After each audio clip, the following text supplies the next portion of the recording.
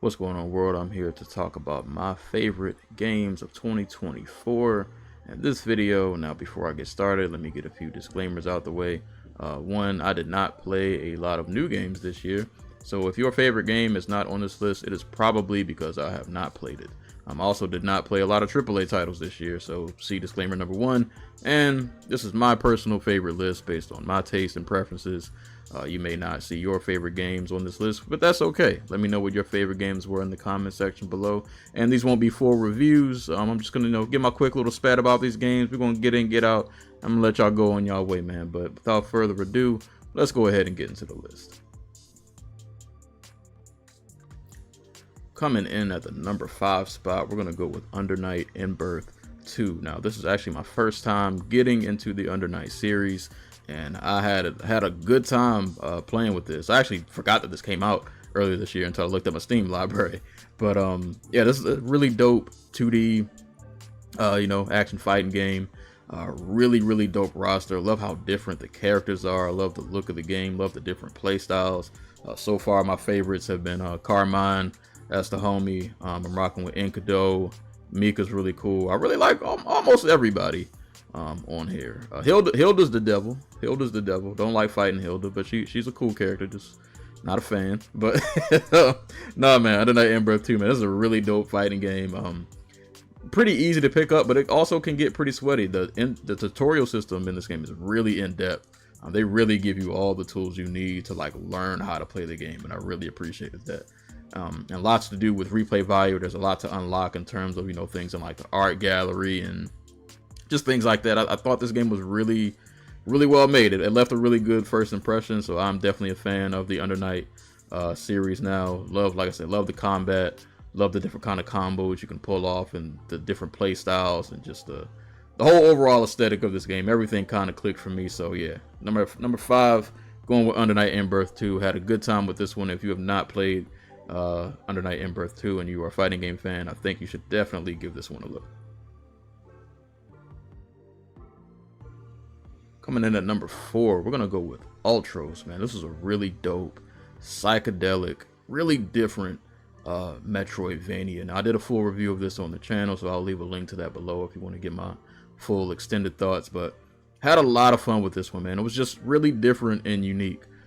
Love the art style, just how vibrant it was. This was a game that wasn't perfect. It didn't do any one thing great, but I really appreciated just how different it was. Love the whole thing with you being in this sarcophagus or floating uterus, as they called it, or something like that.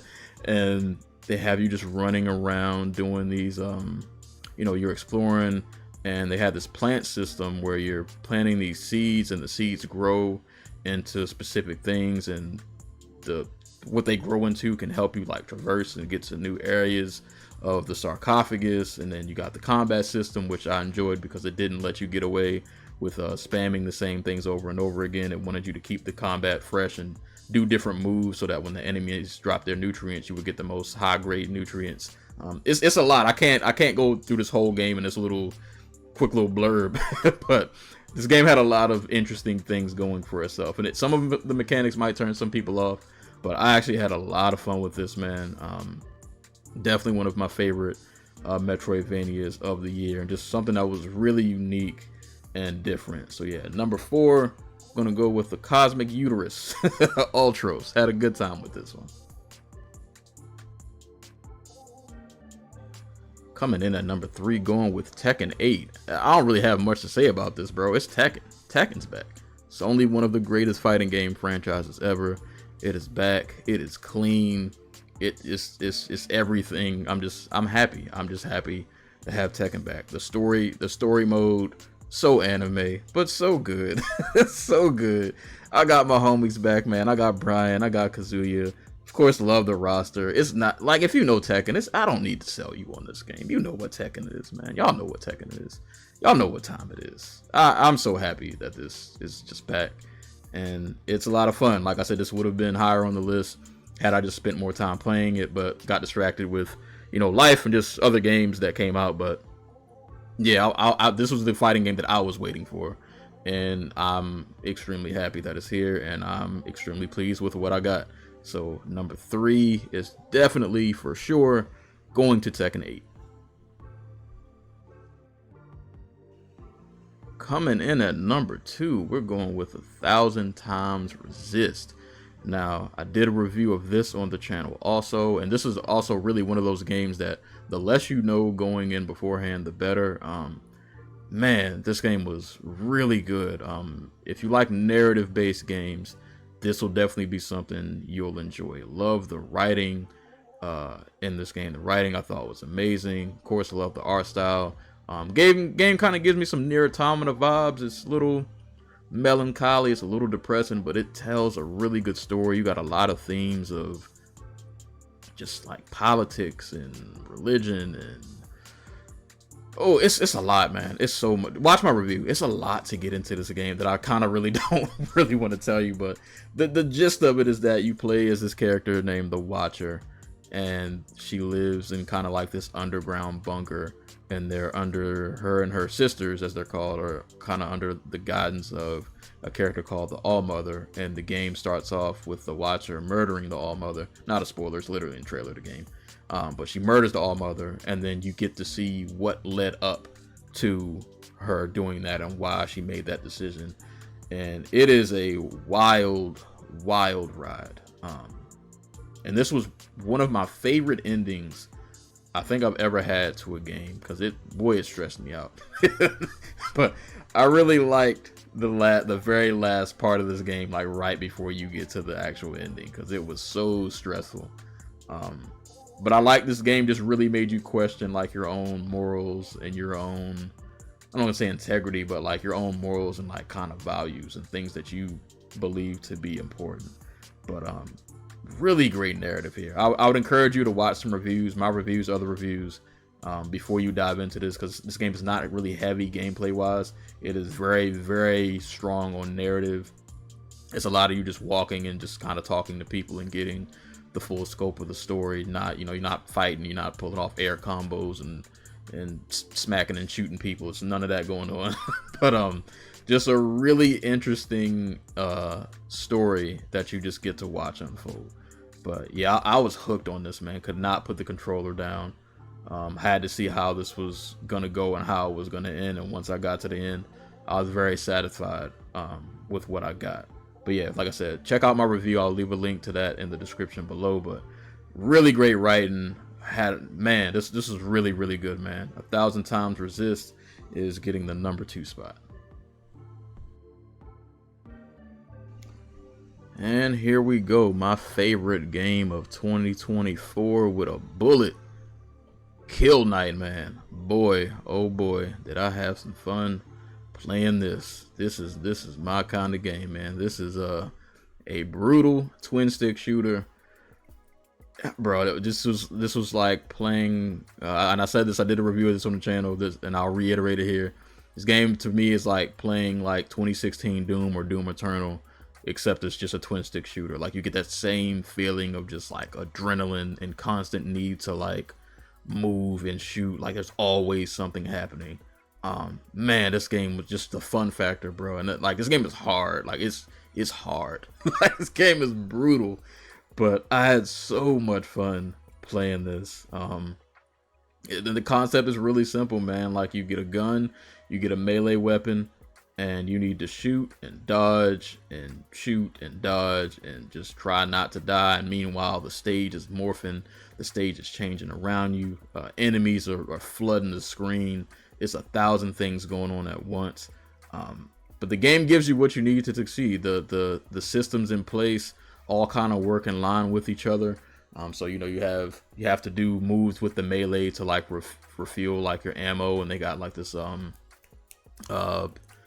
what's it called? The not quick trigger, active reload. They have an active reload system that you also need to do, because that helps you along the way. I'm not going to get into all the mechanics, but watch my review and watch other reviews.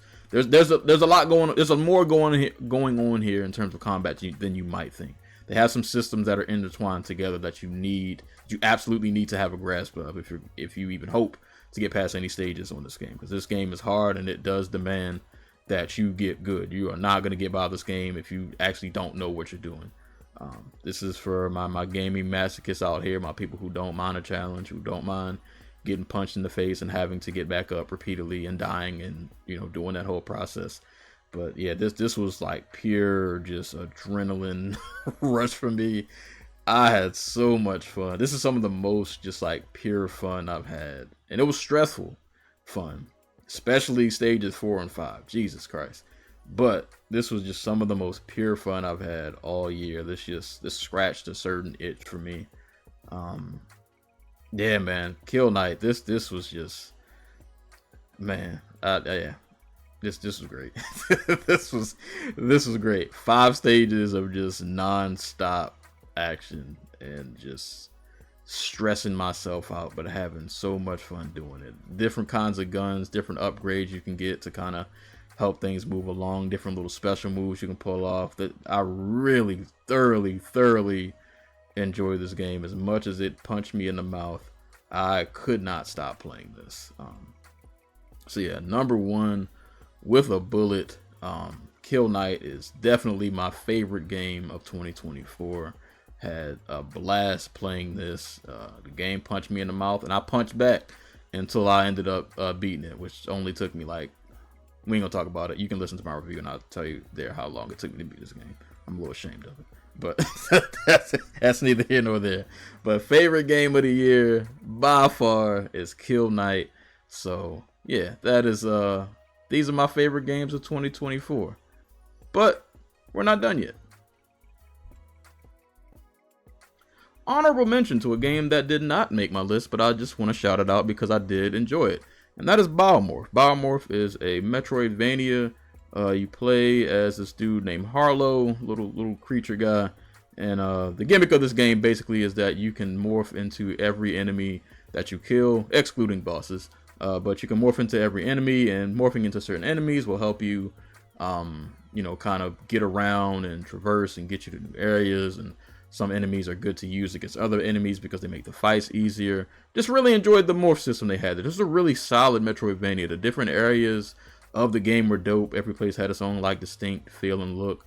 The story didn't connect on all parts as much as I wanted it to, but there is some lore here that I think is worth getting into. It seems like they did put at least some level of care into the world. So shout out to all the homies in Blightmoor. I think that's the name of the main hub. Boss fights were cool, not great, but they were cool. I don't know. I did have a lot of fun with this. It wasn't the perfect game. Some of the side missions can be a little tedious, a little too much going back and forth, to and fro, seemingly for no reason. But I had a lot of fun, kind of just exploring the world and getting on, you know, some of the different upgrades they had and being able to morph into all the enemies. And it had just like enough challenge to it to where this was a pretty good time. So yeah, definitely got to give Biomorph a shout out. If you enjoyed Metroidvanias, you should definitely give this one a look. Now, these are my favorite games of 2024. Let me know what y'all favorite games of 2024 were, and drop those in the comment section below. But that is all I got for today. My name is Serial Sensei. Y'all stay safe, y'all stay hydrated, and I will see y'all the next time that I see y'all.